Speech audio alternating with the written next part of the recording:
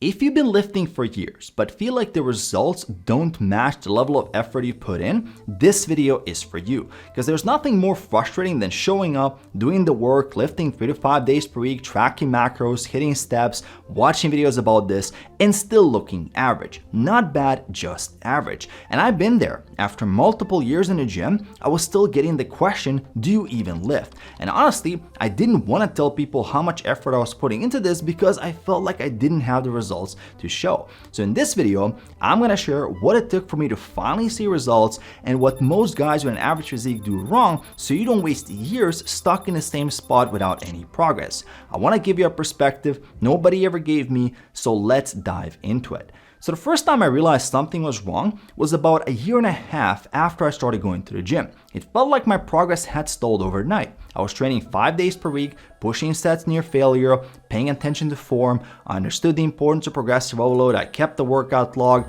My macros were good. I wasn't in a calorie deficit, but somehow I ended up plateaued on all the important exercises, doing the same weights for the same reps for months. I was trying as hard as I could, but nothing worked. And for the first time since starting, a thought crossed my mind. Maybe this is my limit. That's all my genetics are capable of. And what made it even more frustrating was that nothing felt broken. On paper, it looked like I was doing everything right, but my body wasn't responding. And I couldn't figure out why until I zoomed out and started looking at what was going on outside of the gym. Because in the gym, I was giving it my 100%, but the rest was all over the place. I was going out a lot, staying up very late, going to bed at random times, I'd have drinks on the weekends, and even though I was hitting my macros, the meals were whatever I could slap together quickly. A lot of protein bars, processed food, ready-made meals, and not enough real food. I was on the move a lot, which added extra stress. I would still get 5 workouts per week, but the schedule wasn't consistent. And that lifestyle made it impossible for my body to adapt and get stronger. I had just enough structure to stay where I was, but I wasn't recovered enough to move forward. This was the first time I realized the importance of the overall lifestyle when it comes to progress in the gym. It's not just about effort and showing up. It's about creating the right conditions in your life for your body to adapt and grow. And the moment I realized that, I started treating recovery with the same mindset I brought to my workouts. I cleaned up my sleep, made sure the room was dark, no noise, put the phone in airplane mode, not just getting 7 to 8 hours, but going to bed and waking up at roughly consistent times. I got rid of alcohol and I started eating properly. Not just hitting macros whatever I could find, but getting at least 80% of my calories from unprocessed foods, focusing on lean protein, vegetables, fruits, and eating at regular times. Now these changes didn't deliver results overnight, but over time, they started to compound. I was feeling stronger, started to get more reps, and eventually moved up in weight. And my physique finally improved again. So what I thought was a genetic limit was actually a lifestyle limit. There's only so much you can do with a bad lifestyle. As a beginner, I was able to get away with a lot of stuff and still make progress, because newbie gains are a real thing. But as an intermediate lifter, you can't out-train a bad lifestyle and poor recovery. You just get stuck. Now there's another reason why so many guys look like they have an average physique even after years of lifting. And it has nothing to do with maximizing muscle growth, and has all to do with your body fat percentage. Because even if you don't have a lot of muscle built, getting lean to around 12% body fat will make your physique stand out.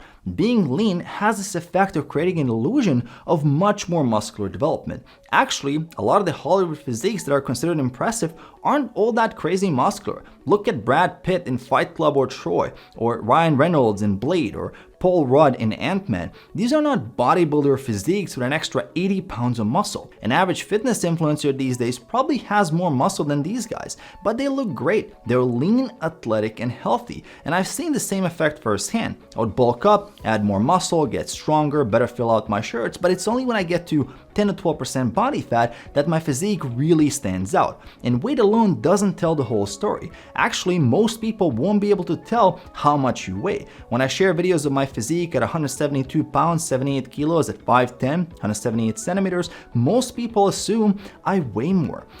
He's 5'10", 165 to 170 pounds. That's all he weighs. But look at the shape he's in. He looks amazing. If you've been lifting for a while now and you've been sitting around 20% body fat or so, do a proper cut. Get yourself down to a true 12% body fat where you can see your abs, and take a photo in good lighting. I promise you're going to look a lot more impressive, especially as you drop from 15% down to 12% body fat. Your physique will visually improve every week. It is very motivating, and if you fully commit to it and hit that subscribe button, you can get this done in 4 to 6 months without rushing. And this also sets you up with a solid baseline where you can see how much muscle you actually have, and then from there you can plan a proper lean bulk if you want to gain more. Now the question is, how much do you need to gain for your physique to look impressive in the first place? Because only a small percentage of guys want to take muscle growth to the extreme like a bodybuilder. In my experience, having coached hundreds of men, most prefer that lean, athletic physique that's sustainable long term. And there's a concept I like to call the physique tipping point. You get to a level where you're already pretty satisfied with how you look and feel, and it doesn't take that long if you do it right. Actually, the first 15 pounds or 7 kilos of muscle you gain has the biggest impact on your physique and overall health. And once a person builds that foundation, I usually see 2 different approaches. For a lot of people, that will be enough. Once they have that bit of extra muscle and they get lean, they'll focus on other areas of life and simply enjoy having a physique that stands out. They got what they came for, and they'll just keep maintaining it with training 3 to 4 days per week, daily walks, higher protein, and paying attention to calories, but nothing too restrictive. The good thing is that it's so much easier to maintain muscle once you build it, and 15 pounds of muscle can be gained with a few years of solid effort. Then of course, there are those who continue to push their limits and dedicate even more time into fitness. It's usually not because they need to, it's because they want to see how far they can go. And once you've been lifting for 5+ years seriously, you'll eventually get to that advanced grind stage of your journey. So you go from a beginner level where you could add 5-10 pounds in an exercise almost every workout, to the intermediate phase where you can still hit weight PRs every month, to reaching a point of diminishing returns where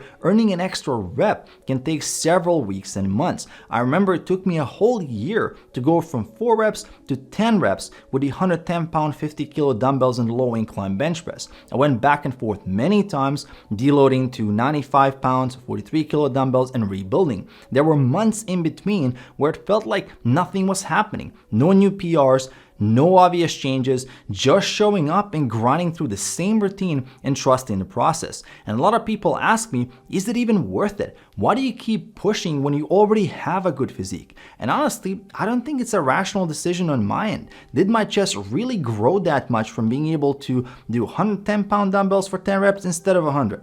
Probably not. It's more of a personal satisfaction that I could set a goal, work toward it, and achieve it. And you should decide whether you want this or not. Just because fitness influencers chase extremes and dedicate their whole lives to this doesn't mean you have to. Set goals you care about and don't compare your daily reality with someone's highlight reel on social media. If you're happy with your physique, there's nothing wrong with maintaining it and focusing on other things. And the diminishing returns are real. At some point, it will take a lot more time and effort for a lot less gain. Now, the good news is, before you even get to that advanced stage, you'll have developed a great physique. You'll be past that physique tipping point. Everything from there on is just a nice bonus. And I think most people with the "do you even lift" physique are about 1 or 2 lean bulks and cuts away from looking impressive. And if you already have the muscle mass, it could honestly be just doing one proper fat loss phase down to 12% body fat. So it might not be as far off as you think, and it's definitely worth it.